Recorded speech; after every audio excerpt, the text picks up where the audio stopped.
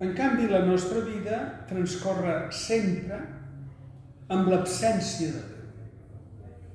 I la presència l'hem d'anar trobant i experimentant. Aquells apòstols van viure amb Jesús almenys 3 anys. Tenien la seva presència, fins i tot física. I després el gran drama és que van haver d'experimentar de cop la seva absència quan se'n van anar davant d'ells. Però tampoc va ser una absència absoluta, perquè van fer experiència de Déu. Nosaltres tota la nostra vida transcorre amb absència. No hem tingut contacte amb Jesús. No l'hem tocat. No el veiem físicament. Però d'aquí a dir que aquesta absència no té presència, hi va un tros.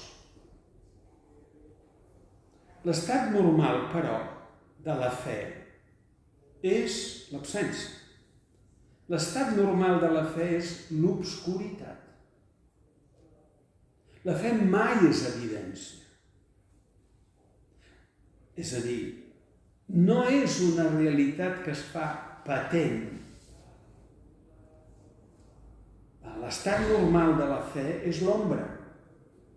Per això el creient no s'ha d'espantar mai de no notar la presència de Déu. I més aviat potser experimentar la seva absència i demanar contínuament que Déu se li manifesti. Perquè l'estat normal és l'obscuritat. Si no hi hagués obscuritat, estaríem en la veritat plena, és a dir, en la visió de Déu. Ara bé, obscuritat no vol dir negre, fosca, nit. Això més aviat és com un ponent que és fosc, però té una llum que es veu per on t'has de tirar, cap on t'has d'avançar. I això és al marge dels sentiments. Sentiments en la fe hi han de ser, però això dels sentiments va i ve. A vegades s'entenen més sentiments religiosos, de vegades menys, de vegades no s'entenen, perquè depèn de la psicologia. Així com la fe depèn de la raó, l'experiència religiosa depèn de la psicologia de cadascú. I de la psicologia. No li pots dir tu amb un noi que ha tingut una experiència molt negativa del pare, que es relacioni amb Déu com un pare que l'estima, que el protegeix, que vetlla damunt d'ell, que té intimitat amb ell, perquè el noi no experimentarà Déu com un pare. El problema és de Déu, no. El problema és de la psicologia del noi. I és ben bé un problema de la psicologia del noi? Probablement no. És de l'ambient familiar, del rol que ha tingut el pare. La fe és raó i és sentiment, però els sentiments estan hipotecats per la nostra psicologia, per les nostres inclinacions, per moltes coses. Per tant, no ens ha d'espantar els nostres sentiments en relació a Déu. Potser un té un gran sentiment de la presència de Déu i potser un altre no el té. Potser va a temporades o potser va per sempre. La Mare Teresa de Calcuta va passar tota la vida amb una gran sequedat de la fe i va perseverar. Afegeixo aquí que quan un passa per problemes de sequedat de fe o per massa obscuritat, que Sant Joan deia la noche oscura de l'alma, que els místics també experimenten, un ha de fer sempre el que ha fet sempre, no deixar de fer el que sempre ha fet. en la vida moral. La vida moral. Encara que no vegi clar les coses, no deixis de fer el que sempre has fet, principalment en la vida moral.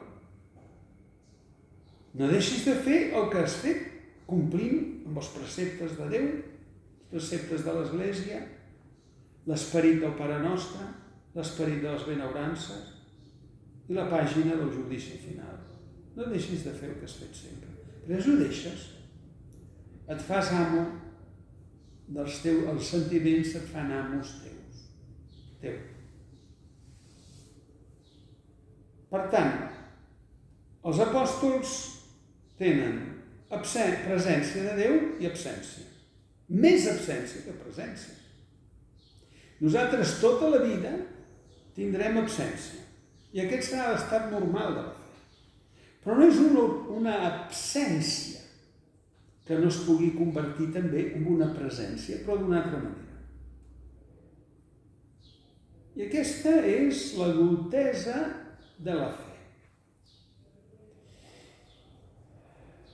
Aquesta mateixa situació de la pandèmia, ara ja sembla que estiguem lluny, encara que no és veritat, però bé, sembla que ja ha passat. Però recordeu-vos els primers dies, la por que teníem. Molts no van sortir fins a la segona fase, o la primera, amb molta por, però no sabíem de què anava. I més d'algú se li hauria plantejat on és Déu. No hem notat durant la pandèmia l'absència de Déu davant dels morts, 27 o 40.000 s'entén. Quan el papa Benet XVI, que era alemany, va anar a Auschwitz, Polònia, i va preguntar on era Déu? On era Déu? Davant d'aquells milions de jueus que anaven al crematori, davant d'aquella gran inhumanitat. Per tant, nosaltres ens podem preguntar, des de l'absència de Déu que hi ha en la nostra vida, preguntar-nos també de l'absència de Déu davant de coses que a nosaltres ens semblen que són absolutament dolentes i que reclamen la presència de Déu. Ara, la pregunta de la fe és: realment Déu està absent? Parlo de la pandèmia perquè ho ha dit el senyor Oriol. Realment Déu ha estat absent d'aquesta pandèmia?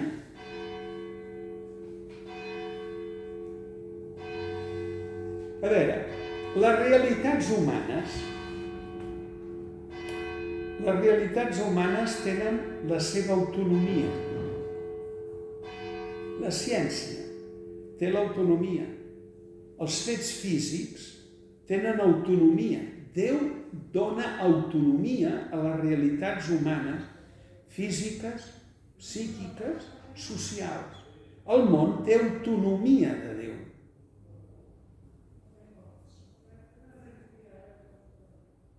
Si aquest món no tingués autonomia de Déu, Déu hauria d'estar intervenint a cada moment.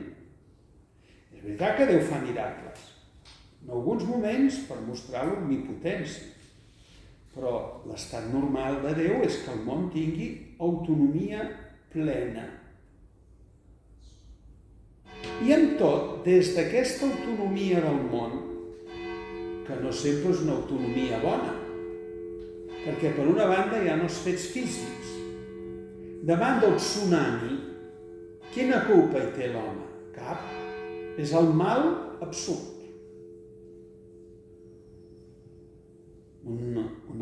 Davant de la pandèmia de persones de 40.000 morts,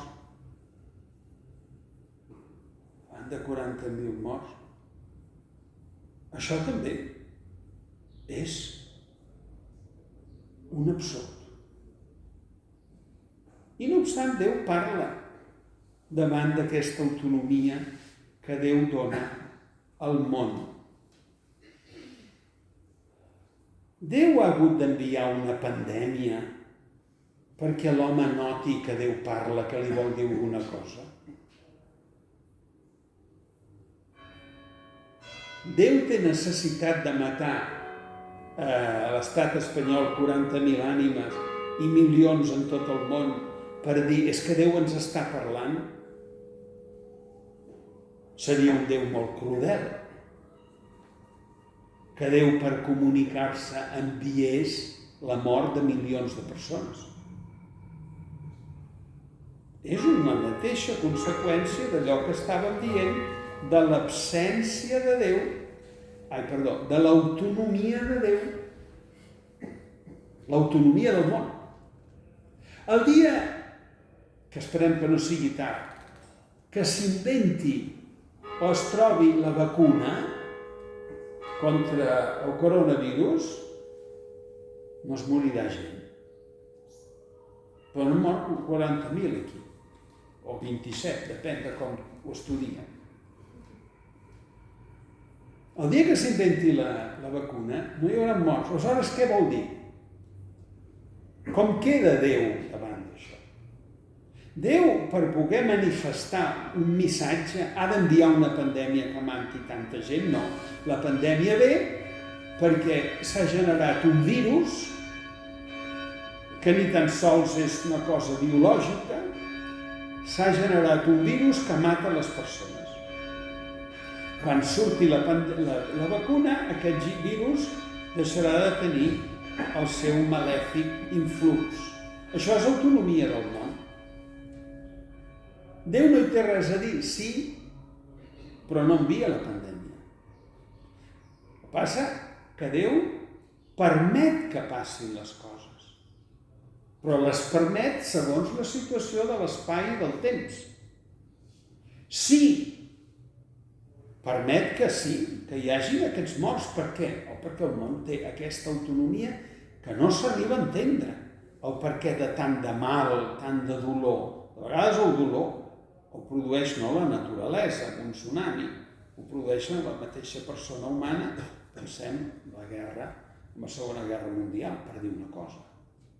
Quin no sentit i quina absurditat del dolor. En el moment que es creen les Nacions Unides, en el moment en què hi ha un progrés material i una cultura de pau, desapareix la guerra, més o menys. En el moment en què apareix la vacuna, més o menys desapareix el coronavirus. És l'autonomia. Ara Déu ho permet. I des de l'absurditat i des d'aquesta autonomia, Déu vol que descobrim què hi pot haver-hi a darrere. Però no és que Déu enviï la pandèmia. La pandèmia passa perquè ha de passar. La Segona Guerra, la Primera Guerra, per canviar de gènere, la Primera Guerra Mundial va passar perquè hi havia uns emperadors i uns autòcrates, que era una colla de necis, que van provocar milions de morts. Va passar per l'estultícia humana i per les ambicions humanes. Déu ho permet, sí, perquè tot el que passa està permet per Déu. No volgut. Permès per l'autonomia de l'home. En el moment en què es fan altres passos, el món avança en una altra cultura, tot això desapareix en principi. Ara, en els fets que passen, que no són volguts per Déu, però que Déu permet perquè l'home és lliure i la naturalesa és lliure, l'home pot llegir alguna cosa. Per què no es pot llegir que en la pandèmia que hem passat Déu ens crida a repassar la teva vida? No perquè te l'enviï la pandèmia, sinó que en permetre-la, perquè aquesta és la realitat del món. Tu puguis pensar que Déu també, a partir d'això, també es val per fer-te una crida a la conversió, per fer-te una crida a una més gran simplicitat de vida, per fer una crida als poderosos, però també a nosaltres, de que el món necessita un nou sistema ecològic, una nova utilització de les forces de la naturalesa, de les forces de l'energia, la importància que té la sanitat. Tot això ho podem llegir, sí o no? Sí, podem llegir del que ha passat, de la pandèmia. Això ens ho fa llegir Déu enviant la pandèmia? No. La pandèmia passa perquè, suposant que aquests xinesos es mengin el piolín aquell, o es mengin aquella bèstia, o perquè ho han creat en un laboratori, això ja no ho sé, ha passat perquè havia de passar. Ara, en l'autonomia de les coses, sí que el creient fa sempre una lectura de la realitat. Jesús la feia, la lectura de la realitat. Ens parlava dels signes dels temps, de saber reconèixer els signes dels temps, no us en recordeu, que ho diu l'Evangeli. Apreneu a distingir les coses, a veure, què vull dir? O Jesús, quan, per exemple, passen dues notícies del diari del temps de Jesús, una és que li cau una torre que estaven construint a Jerusalem, cau una torre i mata no sé quants obrers. Jesús va enviar a que caigués la torre i matés els obrers? No. Si la torre hagués estat ben construïda no hauria caigut. Però Jesús, davant d'això, en extreu una lliçó. Si no us canvieu d'acord, correu el perill també de perdre la vida. O, quan Herodes mata, no és una revolució, que n'hi havia moltes, i afoga amb sang, Jesús ho diu, Herodes ha fet matar tanta gent i s'ofegar la revolta en sang, si vosaltres no canvieu, també la mort us ronda. Jesús aprofita, fa una lectura creient de la realitat, i Déu parla a través de la realitat. No que la realitat la busqui Déu. La realitat la fa la naturalesa o fa l'home. Això és l'autonomia, és molt important aquest concepte. Perquè si no sempre estarem pensant, sempre estarem plantejant-nos perquè Déu ho permet. O sempre li estarem resant, he perdut les claus, ves un Pare Nostre, a veure si em surten les claus. Com si Déu l'obliguéssim a intervenir en tot. No són vulgaritats el que dic, no? Són coses que fan pensar molt. Hi havia aquí a Barcelona un jove protestant, pastor, Dietrich Bonhoeffer.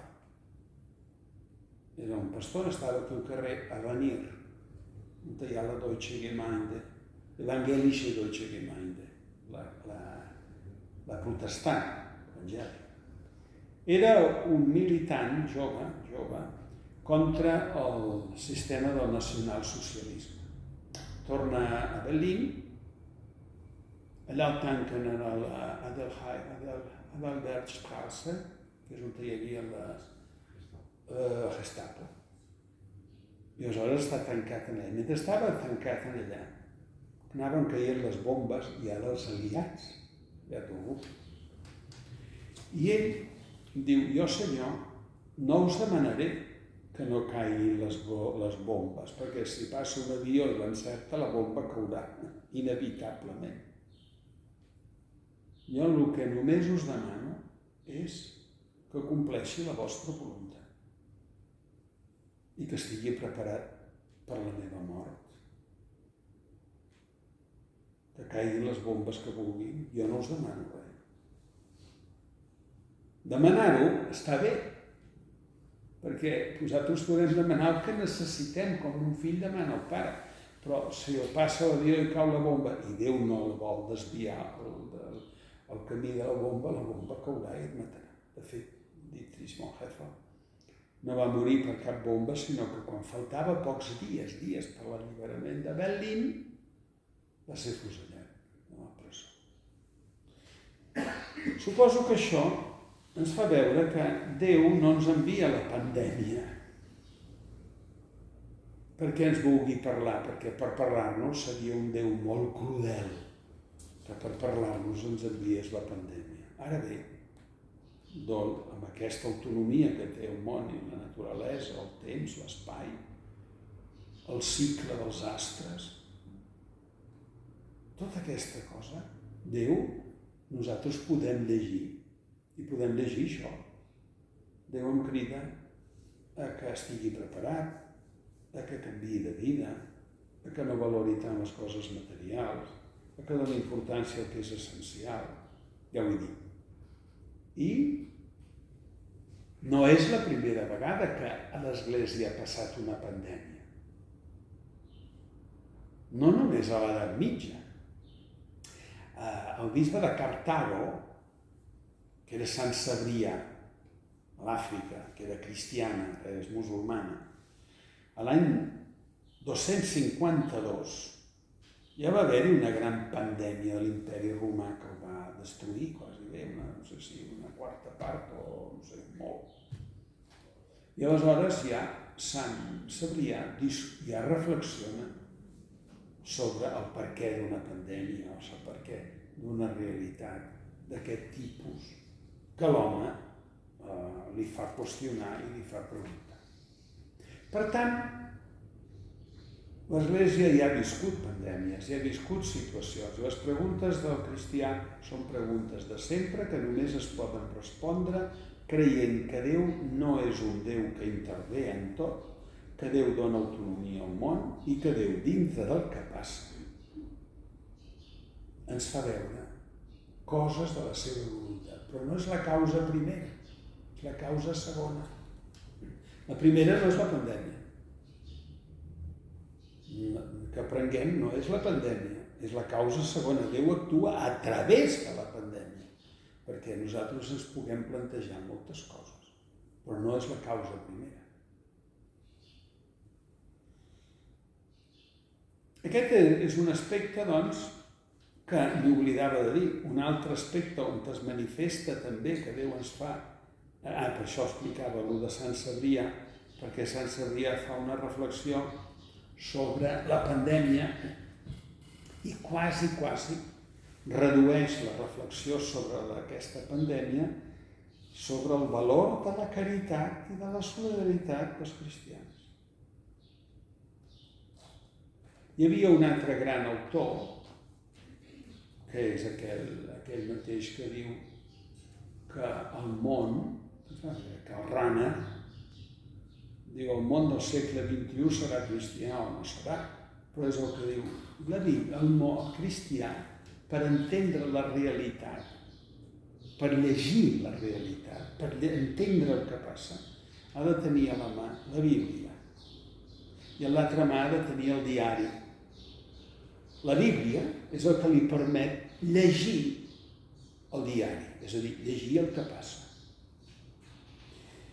Ara, és veritat, segon i últim punt, és veritat que Déu està absent de tot, del tot?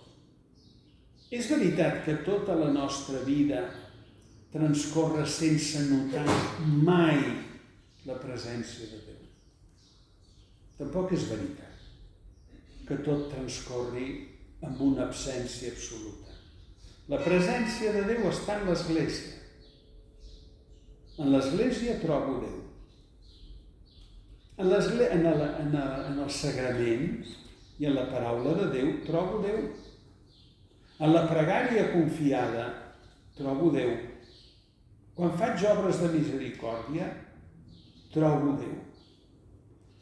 Déu no és una presència plena, però és una presència que s'intueix. No és una llum radiant,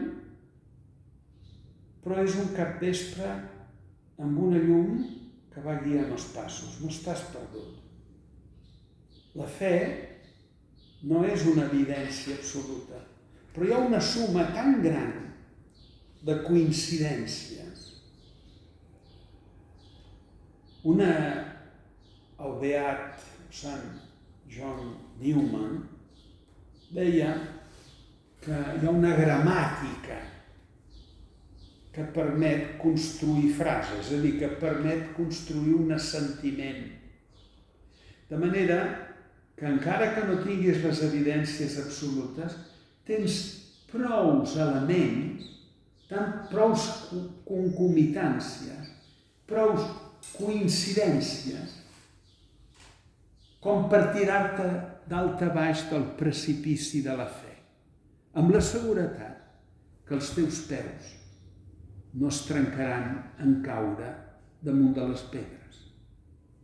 Sí, fas un salt en la fe, però no fas un salt al buit absolut, perquè hi ha tantes tens tants elements per arribar a veure la coherència, la gramàtica de l'assentiment, la coincidència dels factors, que permet fer el salt. I amb la seguretat que no t'estrellaràs. Per tant, l'absència de Déu no és una absència tan brutal que no el notem. El notem, sí, a Déu el notem. Primer de tot, ja he dit que Déu el notem en l'Església. I ho vaig explicar-ho en un sermó, que l'Església és el cos de Crist. I diré, com pot ser l'Església el cos de Crist? Doncs l'Església és el cos de Crist estès en el món. Els que volien anar a veure Jesús, conèixer-lo i creure en ell, anaven a Jesús, al seu cos. Doncs l'Església és el cos de Crist en el món. Què feia Jesús? Batejava, no? Jesús celebrava l'Eucaristia, sí o no? Sí, l'Església la celebra. Jesús donava de menjar als pobres. L'Església dona de menjar als pobres. Jesús predicava. L'Església predica. Jesús perdonava els pecats. L'Església perdona els pecats. Jesús ajudava els pobres. L'Església ajuda els pobres. Jesús parlava. L'Església parla. És a dir, l'Església és, imaginem-nos, un gran cos, que és el cos de Crist. Però no és físic, és místic. És un cos, el cos de Crist estès al món, i fa totes aquelles coses que fa Jesús.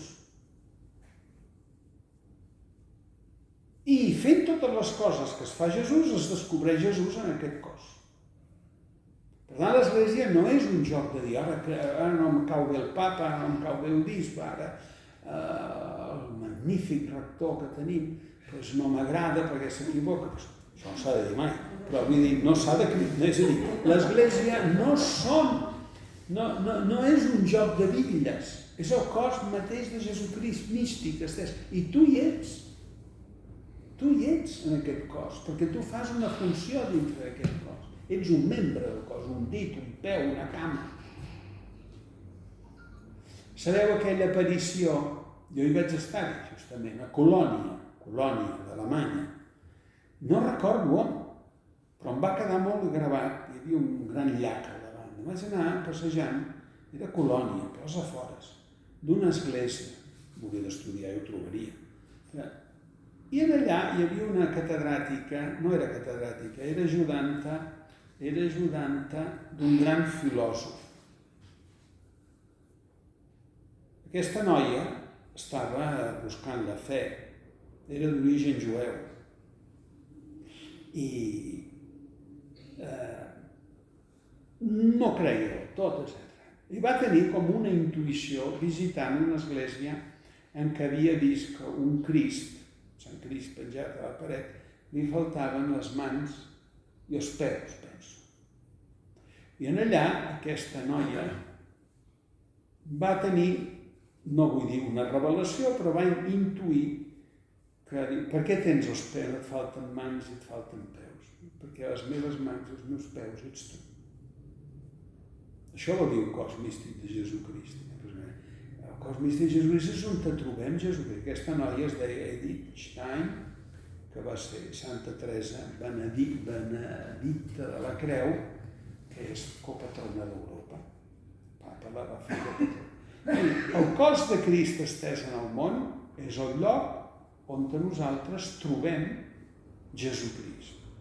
El trobem en l'Església perquè ell continua predicant, ell continua parlant, ell continua perdonant-me els pecats, ell continua aclarint-me la fe, perquè ell explicava la fe. El que jo us dic, els que he sentit del meu pare, qui cregui se salvarà, qui no ja s'ha perdut. Jesús predicava, convencia, també de rebutjar. Doncs el cos de Crist, l'Església, continua fent la mateixa funció de Jesús. Per tant, sí, és una absència, però és una presència mística, és a dir, no real com la que entenem, però que està present. I en els sagraments no és tan mística només, sinó que en els sagraments realment la presència es fa més palpable amb els sagraments de l'Eucaristia i tots els sagraments del perdó. Per tant, sí, la nostra fe no és tot llum, però tampoc és tenebra. No és un precipici, és una part de precipici, però no és un precipici que t'hi llances per estrellar-te. No veus de vegades tot, però intueixes, no d'una manera sentimental, sinó racional, que allò que creus té un contingut racional.